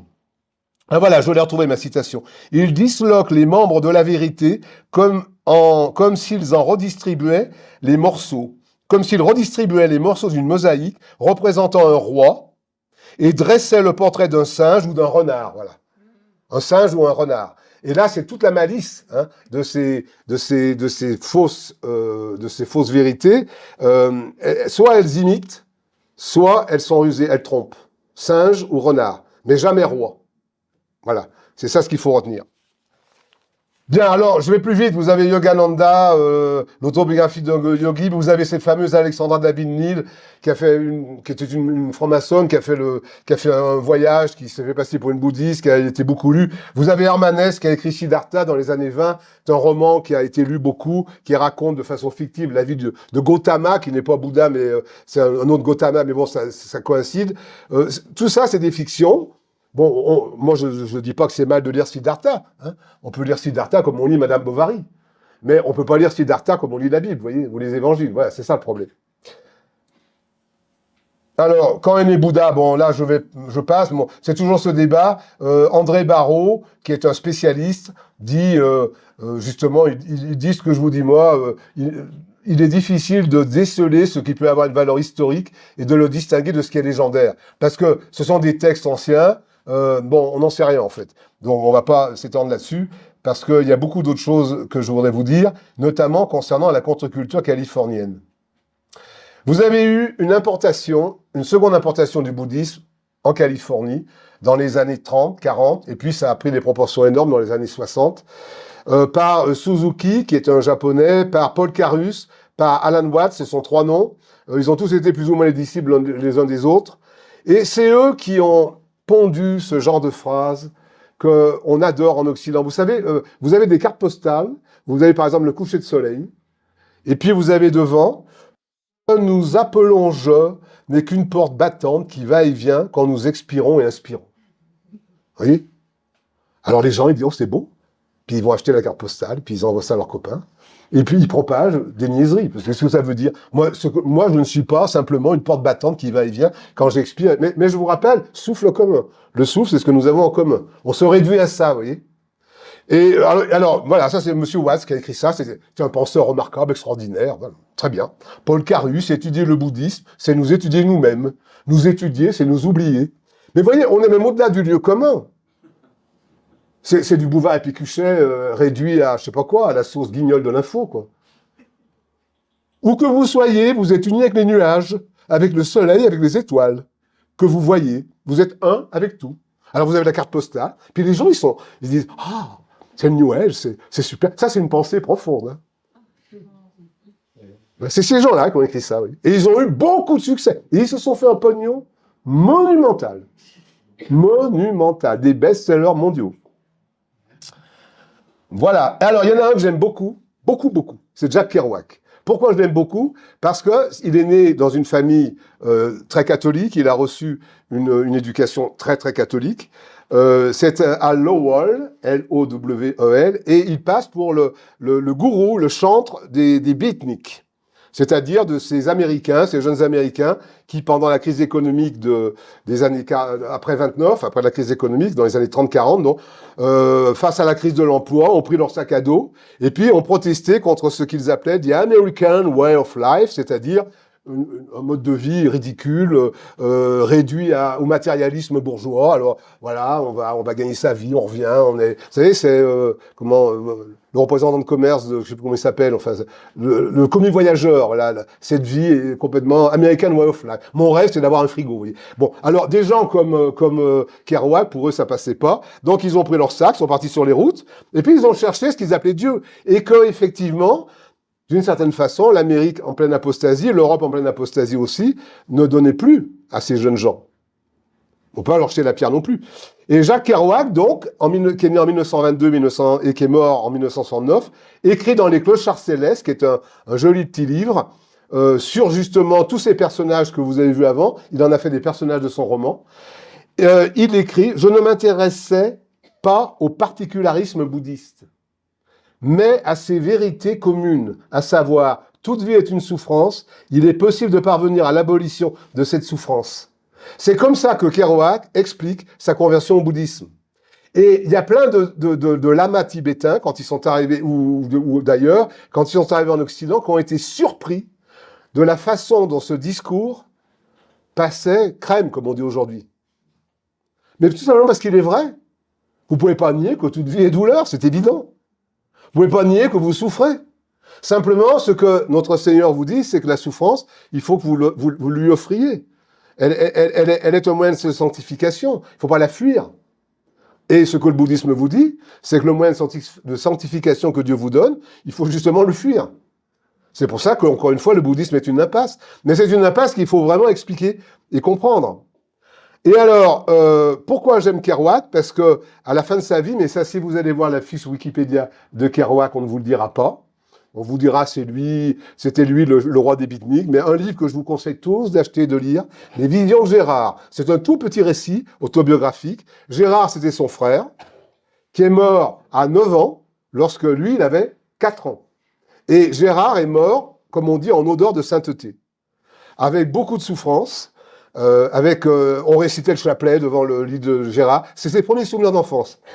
Ce climat très, très, très, uni, centré sur son frère en train de mourir. Oui. Et donc, il écrit ça dans Vision de Gérard. Alors, à la fin de sa vie, ça lui revient, et il revient au catholicisme. Parce qu'il a compris le bouddhisme, c'est un arnaque. Il revient au catholicisme de son enfance, et il dit « Jamais je ne dirai du mal de cette église qui a donné à Gérard un baptême bienfaisant, ni de la main qui a béni sa tombe et l'a officiellement consacrée. » C'est-à-dire qu'il est en train de nous dire, dans le bouddhisme, où j'ai passé une partie de ma vie, il n'y a pas de sacrement. Et parce que l'Église donne des sacrements, jamais je n'en dirai du mal. Contrairement à tous ces copains qui sont tous des juifs convertis et qui tapent sur l'Église à tire-larigot. C'est pour ça que je vous dis, lisez Kerouac. Et c'est très intéressant parce que ça montre aussi qu'on ne peut pas tromper un catholique. Il y a toujours un moment où, voilà, il ouvre les yeux. Alors, cette photo est très, très intéressante. Vous avez le Dalai Lama qui est en train d'imposer ses mains sur le mur des lamentations, sur le regard narquois d'un rabbin. Non, c'est comme ça que je lis l'image. Je sais pas comment ça vous fait rire, mais c'est exactement comme ça qu'on peut dire cette image. Hein, une imposition des mains sur le mur des lamentations, sous le regard mi-attentif, mi-narquois, mi-peut-être même, je rajouterais, méprisant, d'un rabbin. Le rabbin de Jérusalem. Alors, je vais vous parler rapidement des Yubus. Parce que les Yubus, ils sont pas très connus, mais ils en ont fait du boulot. Hein. Il se trouve que 30% à peu près des juifs américains, à cette époque, se sont convertis au bouddhisme. Alors parmi eux, il y a eu beaucoup d'anonymes, énormément d'anonymes. Mais vous avez eu des gens très célèbres, très connus, des professeurs, et très influents surtout. Des professeurs d'université, des conférenciers, des philosophes, des psychiatres, des sociologues, des linguistes, des informaticiens déjà. C'est-à-dire que toute l'élite juive californienne est devenue en gros bouddhiste. Pour faire quoi? Pas toutes, il y a toujours des exceptions. Mais ces gens-là se sont convertis au bouddhisme. Et alors là, je vous donne par exemple une image d'un chanteur, Leonard Cohen. Quand vous étiez jeune, peut-être que vous avez chanté ses chansons. C'est très innocent, Leonard Cohen. Lui, il n'est pas américain, il n'est pas californien, il est canadien. Mais voilà ce qu'il écrit. Dans la tradition du zen que j'ai pratiqué, il n'y a pas de service de prière, pas de déité, donc théologiquement, pas d'opposition avec les croyances juives. Ein Sof, Bouddha, même combat. Ça, c'est, si vous voulez, la visite que vous avez vue avant. Le Dalai Lama a convoqué, non, là c'est quand il est allé à Jérusalem, le Dalai Lama a convoqué dans son palais des rabbins en 1997, et ça se trouve dans un livre dont vous avez la couverture ici, Un juif dans le lotus, où on voit d'ailleurs, c'est très amusant, le rabbin habillé en lama avec l'Himalaya au fond. Et en gros, ce qu'a dit le Dalai Lama, il lui a dit « Dites-moi quels sont les grands secrets de la Kabbale. Et moi, je vous dirai quels sont les grands secrets du bouddhisme. » Et ensemble, on en parle peu de ça, hein. Pourtant ça s'est bien passé, ensemble, nous ferons une religion. Et cette religion permettra de vivre en temps de survivalisme. Écoutez bien, parce que là, ça concerne le présent.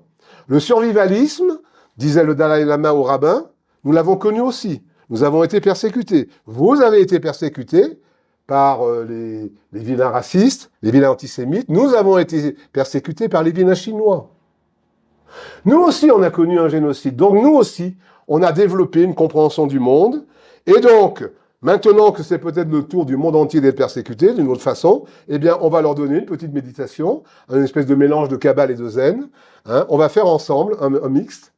J'extrapole un peu, mais croyez-moi, je ne suis pas très très loin de la vérité. Ça a pour nom le noachisme. Ou la religion universelle, pour parler comme Renan. Voilà, on est dans quelque chose de ce genre.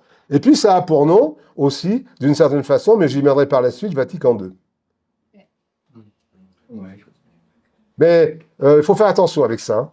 Alors, vous avez aussi Richard Alpert, et j'ai mis ces 3 slogans, parce que le New Age, c'est quoi? Le New Age, c'est une pensée par slogan. Hein, j'ai essayé de le montrer avec les cartes postales, mais mieux que la carte postale, vous avez le slogan. Plus jamais ça. Think different, c'est le slogan d'Apple. Peace and love. Qu'est-ce que ça veut dire? Plus jamais ça veut dire du passé faisons table rase. Plus jamais la guerre, certes, mais plus jamais non plus tout ce qui nous vient du passé, à commencer par l'Église. Plus jamais ça. Le pape Pie XII est forcément un fasciste. Plus jamais ça. Think different, dit Steve Jobs. Steve Jobs, qui est devenu, enfin, il n'est pas devenu bouddhiste, mais il s'est initié il a lu Yogananda, il est devenu yogi. Hein. Il a lu la vie de Yogananda, pardon. Pas Yogananda, Yogananda. Think different, ça veut dire quoi? Ça veut dire, une fois que vous avez évacué tout le passé, pensez, et je vous fais remarquer que c'est pas differently, c'est-à-dire avec un adverbe. Ça ne porte pas sur l'action de penser, le différent, mais c'est un adjectif, donc ça devrait porter sur un nom. Ça veut dire que ce que vous pensez, l'objet de votre pensée doit être différent. Évidemment, vous allez me dire, c'est subliminal, on ne fait pas de la syntaxe, mais si vous décortiquez de manière syntaxique le truc, c'est ce que ça veut dire. Du passé, faites table rase, pensez, prenez avec vous des objets de pensée différents, et ces objets différents, de pensée différents, ils doivent être structurés par la soumission à ce qui vient, c'est-à-dire la paix et l'amour. Pray for peace and love. Surtout, ne vous révoltez pas, soyez passifs, hein, aimez et soyez en paix. Soyez en paix avec les techniques de méditation ou avec autre chose, stabilisez votre mental et surtout, ne faites pas de bruit, qu'on ne vous entende plus. Vous voyez? C'est vraiment très très bien ficelé tout ça. Hein. Et alors évidemment, attention, c'est pas le bouddhisme qui est en cause là.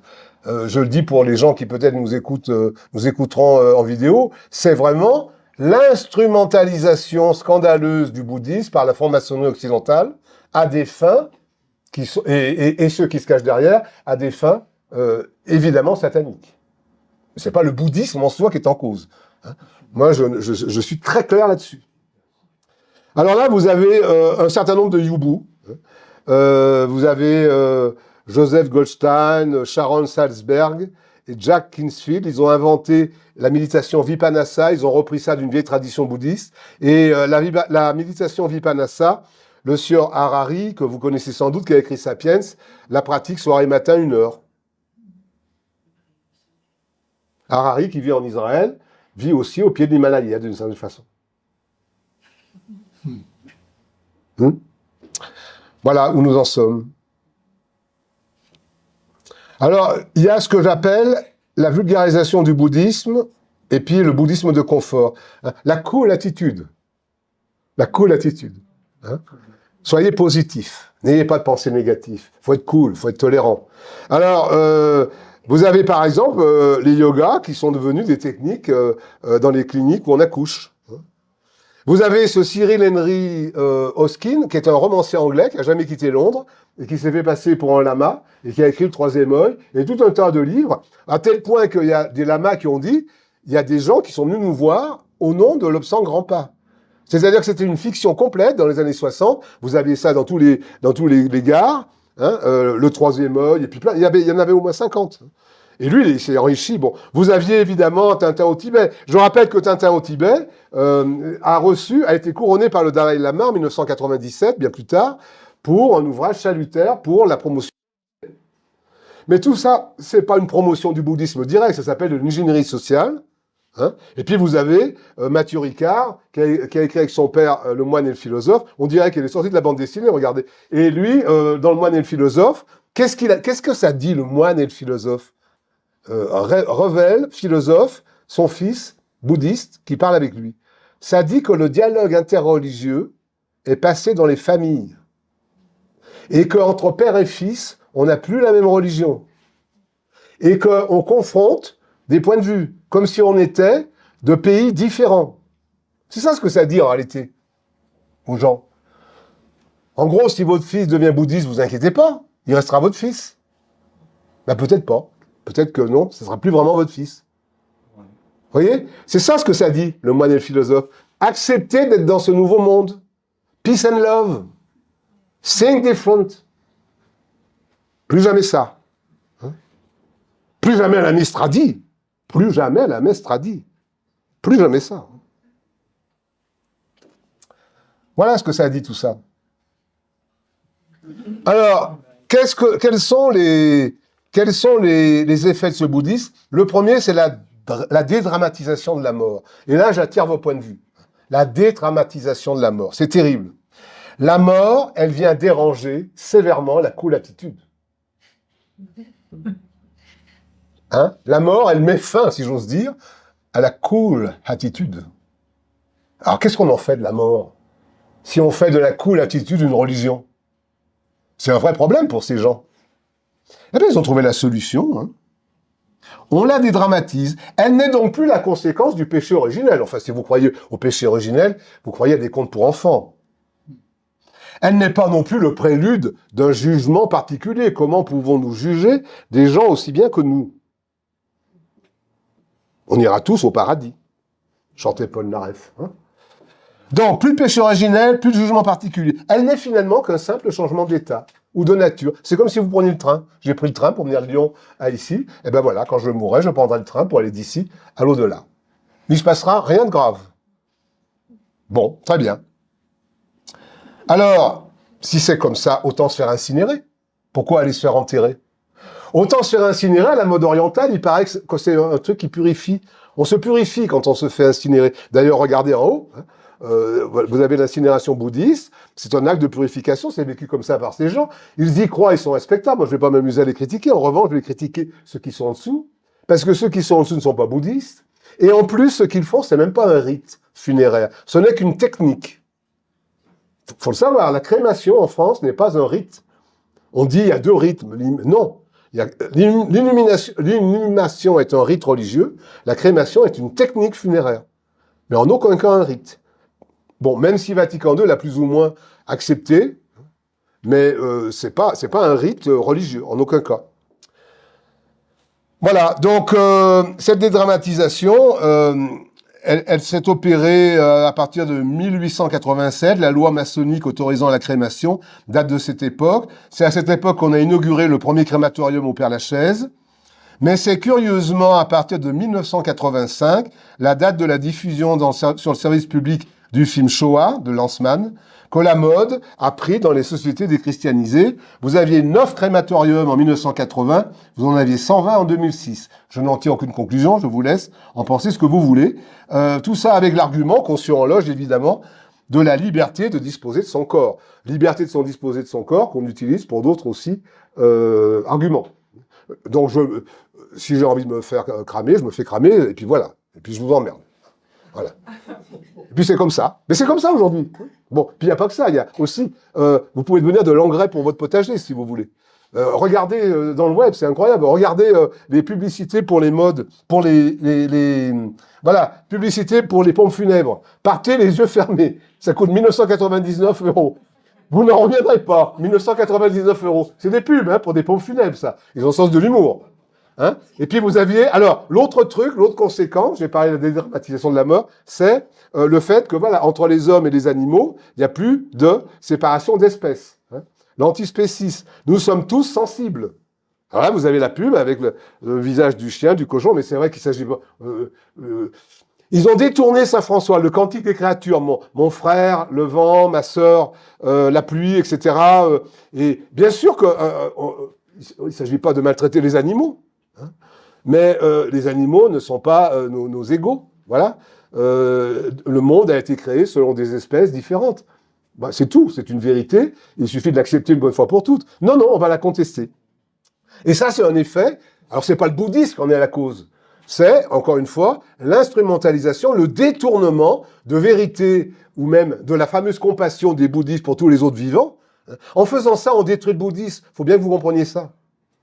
Le bouddhisme, il ne sort pas indemne de tout ça. Hein. Il y en a d'ailleurs plus sur Terre. Voilà, une amie qui a été bouddhiste il y a longtemps et qui s'est convertie au catholicisme me disait « Mais maintenant, aujourd'hui, le bouddhisme, c'est plus rien, c'est un SAMU social. » Mais il n'y a plus de bouddhisme véritable, des grands maîtres qui peuvent vous enseigner des vérités sur la nature humaine.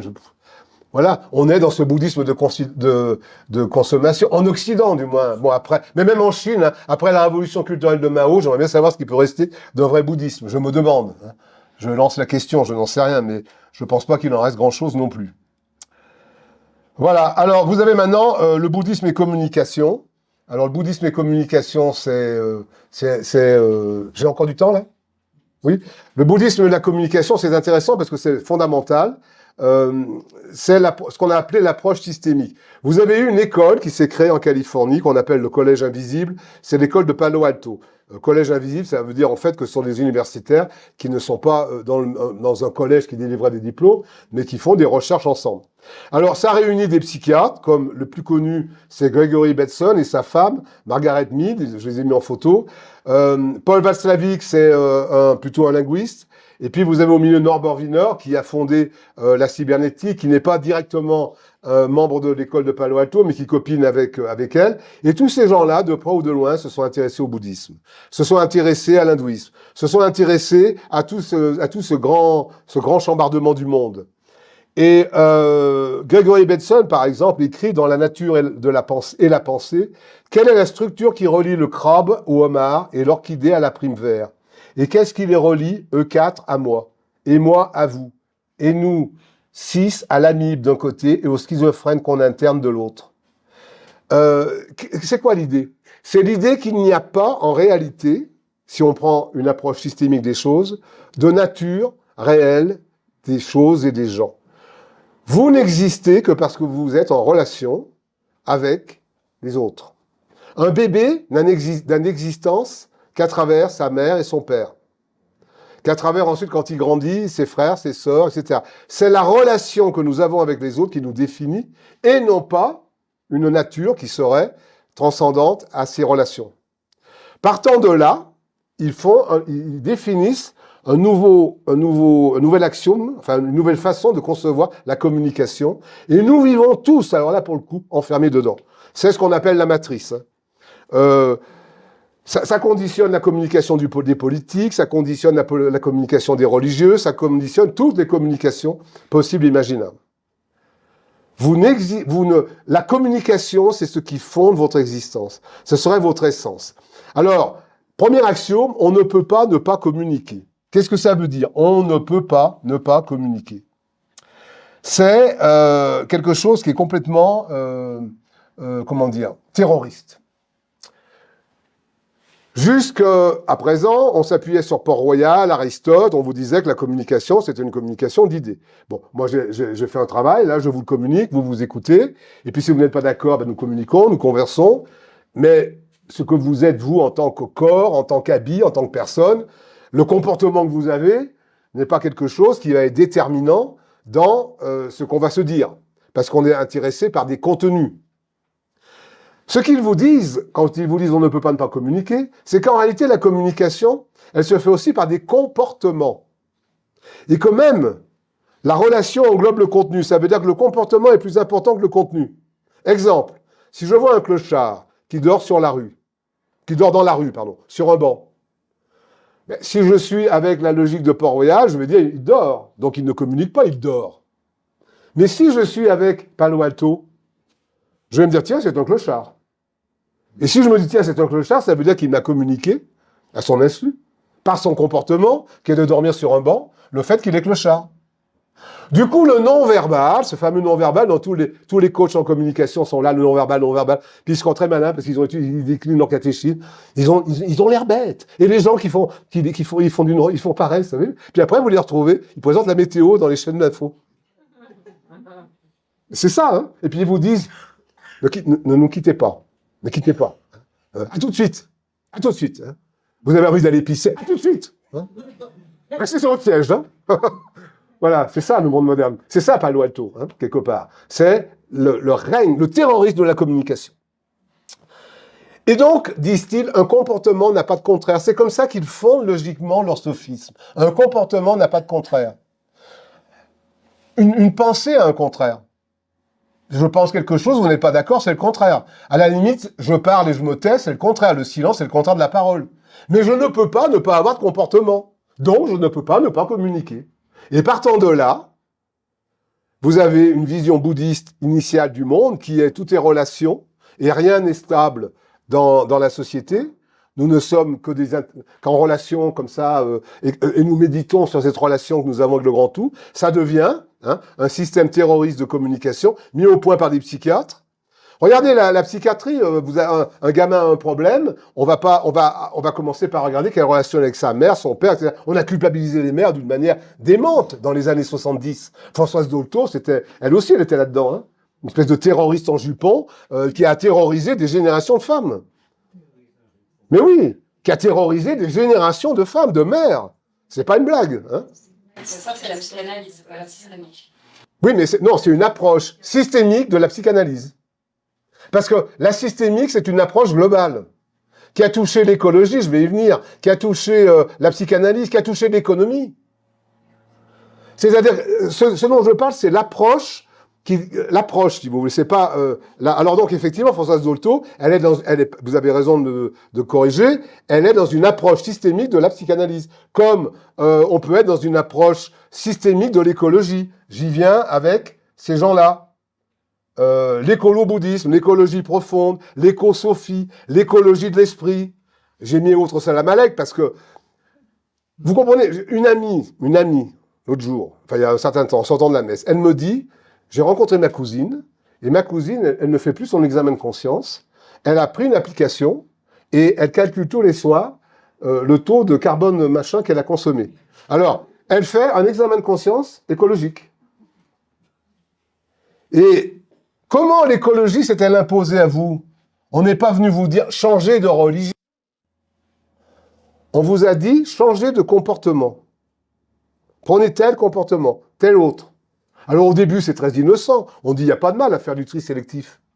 Il n'y a pas de mal à regarder, à pas trop consommer de carbone 14 et de machin. Moi, je suis pas trop branché là-dessus, je suis pas trop au courant, mais j'entends quand même, je suis quand même touché.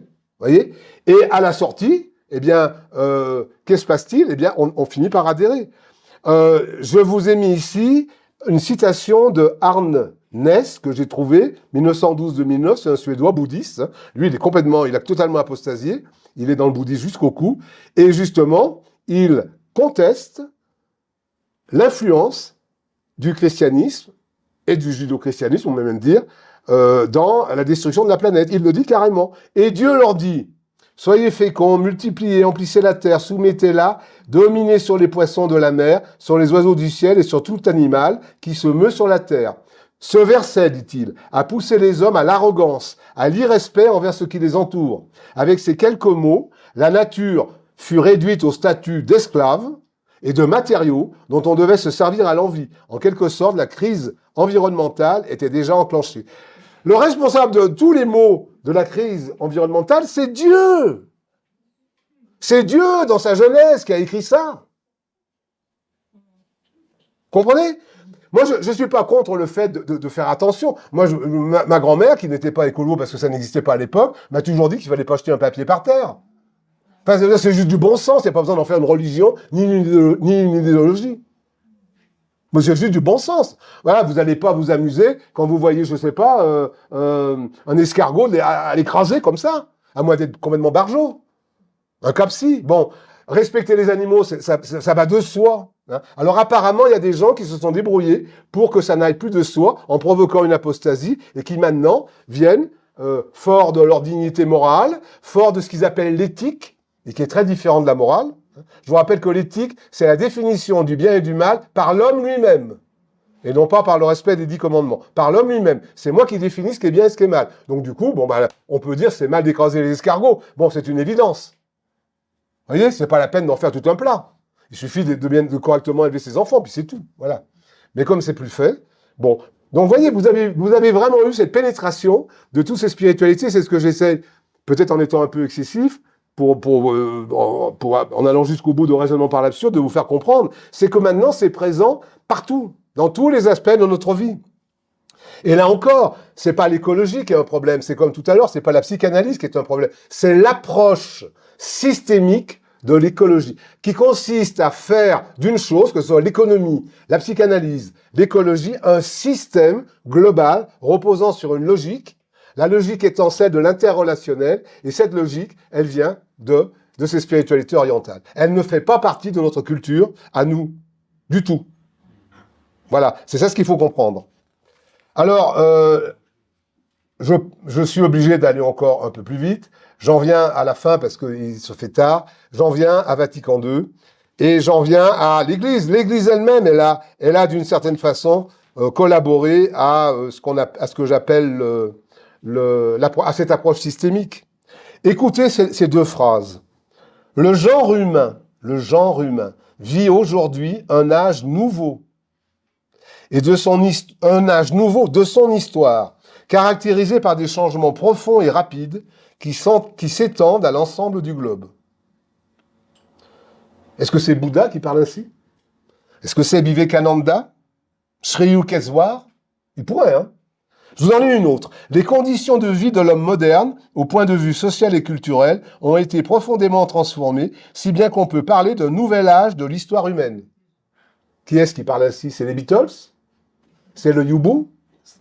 Non, c'est Vatican II. C'est Gaudium et Spes, avant-propos, 4.2, et deuxième partie, 5.4. Vatican II. 2 fois le New Age. Et vous avez ici Nostra Aetate qui justifie le dialogue interreligieux. Alors ça, c'est une perle. Hein. Depuis les temps les plus reculés jusqu'à aujourd'hui, on trouve dans les différents peuples une certaine perception de cette force cachée. La révélation n'existe pas pour Vatican II. C'est une force cachée. Elle n'a jamais été révélée, elle est cachée.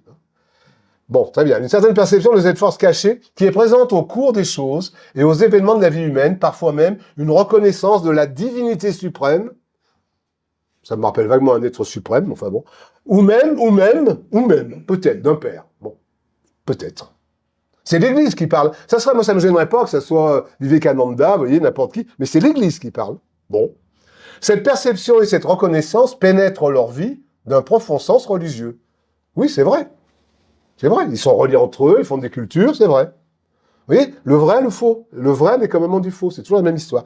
Quant aux religions liées au progrès de la culture, alors ça, je sais pas trop de quoi ils font référence, peut-être de la maçonnerie, j'en sais rien. Elles s'efforcent de répondre aux mêmes questions. On ne sait pas vraiment quelles questions il s'agit, par des notions plus affinées et par un langage plus élaboré. Bon.